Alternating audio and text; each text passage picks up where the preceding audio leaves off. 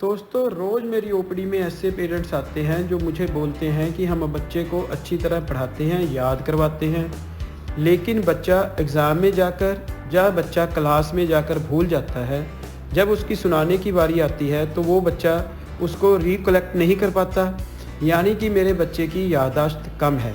तो प्लीज़ इसे दवाई दीजिए जिससे इसकी याददाश्त बढ़ जाए। और मेरा यकीन है कि आपके घर में भी बहुत सारे पेरेंट्स को ये प्रॉब्लम होगी कि बच्चे को अच्छी तरह पढ़ाते हैं, याद करवा कर भेजते हैं, लेकिन बच्चा एग्ज़ाम्स में मार्क्स कम लाता है। तो दोस्तों आज का वीडियो इसी चीज़ पे मैंने बनाया है कि बच्चे की जो मेमोरी है, बच्चे की जो आप याददाश्त है, उसको आप कैसे तेज़ कर सकते हैं।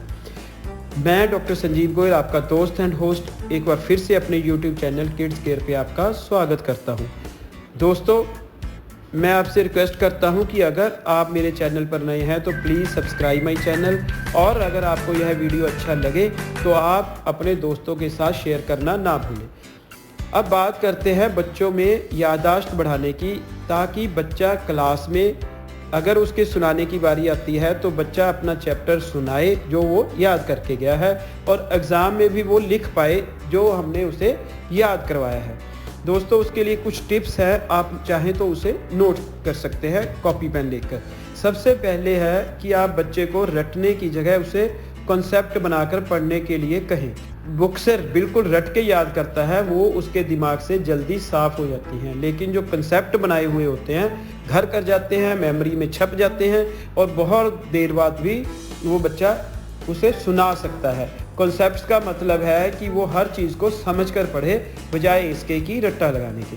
सेकंड है, बच्चा जब भी पढ़े उसे एग्जाम्पल्स के साथ पढ़े, उसे स्टोरी टेलिंग के साथ पढ़े, और उसके साथ साथ अगर हो सके तो बच्चा किसी चीज़ का प्रैक्टिकल है तो वो प्रैक्टिकल करके देखे, क्योंकि अपने हाथ से किया हुआ प्रैक्टिकल उसे याद रहेगा और उसे लिखने में भी ज़्यादा दिक्कत नहीं आएगी, वो उसे लिखते वक्त रिकलेक्ट कर पाएगा। और सबसे अहम पॉइंट है कि जब भी आप किसी चीज़ का आंसर बच्चा पढ़ रहा है तो उसे कहें कि इन बिटवीन द लाइंस पढ़े, यानी कि उसकी हर लाइन, जो भी आंसर की लाइन है वो उसे पढ़े, आंसर को छोड़ कर ना पढ़े, क्योंकि कई चीज़ें ऐसी होती हैं, कई बातें ऐसी होती हैं जो एक दूसरे को कनेक्ट करती हैं। अगर आपने बीच में छोड़ दिया, अगर बच्चे ने कुछ बीच में छोड़ के पढ़ा, तो वो बच्चे को क्वेश्चन का आंसर याद नहीं रहेगा, क्योंकि वो एक दूसरे की चीज़ें, एक दूसरे की लाइंस को जो है वो कनेक्ट नहीं कर पाएगा।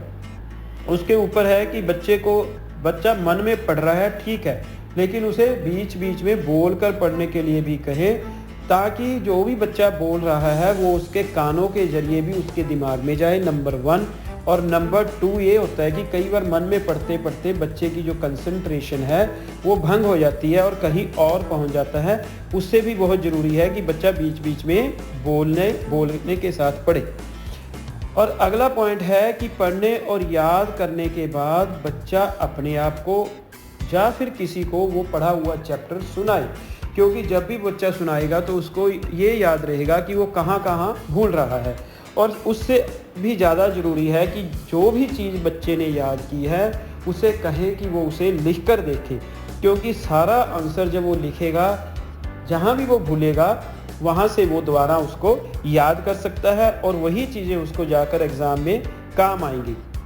लिखना और लिखने की प्रैक्टिस करना पढ़ते हुए बच्चों के लिए, स्टूडेंट्स के लिए बहुत ज़्यादा ज़रूरी है। मैं इस पे बहुत ज़्यादा स्ट्रेस करूँगा कि अगर एक बार, कम से कम एक बार तो आपने हर चीज़ को लिखकर देखना ही है। और अगर आप थोड़ा बहुत एक्सेल करना चाहते हैं क्लास में तो आप चीज़ों को 2 बार लिखें। उसके साथ साथ अगर उसके कुछ चैप्टर पहले के पढ़े हुए हैं तो वो कोशिश करें 1 महीने बाद या 2 महीने बाद, जैसा भी उसका टाइम टेबल है, वो उन क्वेश्चंस के आंसर को रिट्रीव करने की कोशिश करें, यानी कि वो उन क्वेश्चंस के आंसर बिना देखे उसे याद करने की कोशिश करे कि उसकी पिछली मेमोरी में वो कितने उसके आंसर ठीक निकल रहे हैं।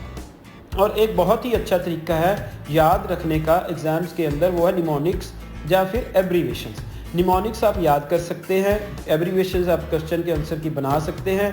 उससे क्या है कि पूरा जब भी आप क्लास में जाएंगे, एग्ज़ाम में जाएंगे, निमोनिक्स आप अपना लिख के रखो अगर वो क्वेश्चन आपके एग्ज़ाम में आया है तो, और फिर उसको डिटेल आप आसानी से कर सकते हो।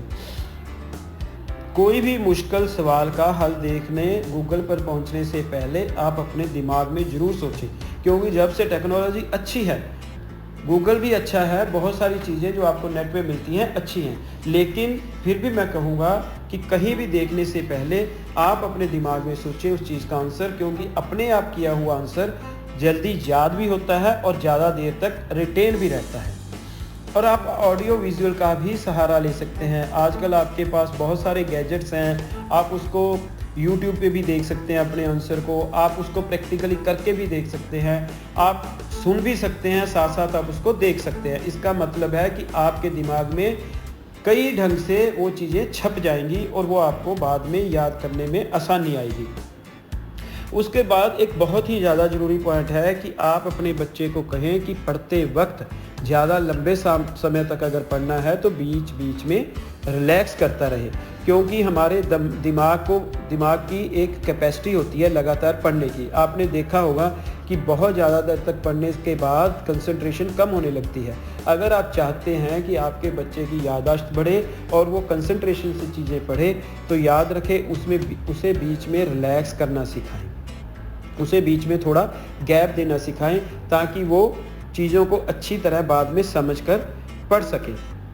और एक और तरीका हो सकता है कि आप दोस्तों के साथ, जो आपके लाइक माइंडेड हैं, जो पढ़ने वाले बच्चे हैं, उनके साथ आप टॉपिक को डिस्कशन के साथ ही, और बाकी कोई ख़ास चीज़ें नहीं है, कोई ख़ास दवाई भी इसके लिए नहीं आती दोस्तों। हाँ, हेल्दी फूड खाने के लिए कहें बच्चे को।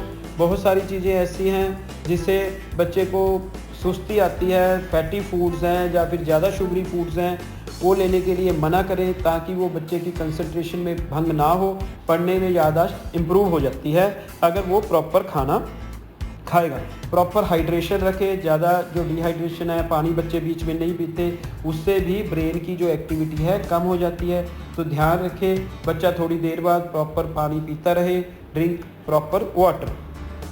उसे कहें कि मॉर्निंग या इवनिंग दोनों टाइम या फिर एक टाइम बाहर घूमने के लिए ज़रूर जाए, वो नेचर के साथ कनेक्ट हो और नेचर को एंजॉय करे। ये सारी चीज़ें भी उसके दिमाग को रिलैक्स करने में मदद करती हैं और उसका दिमाग जो है ज़्यादा चीज़ें याद रखने में सशक्त हो जाता है।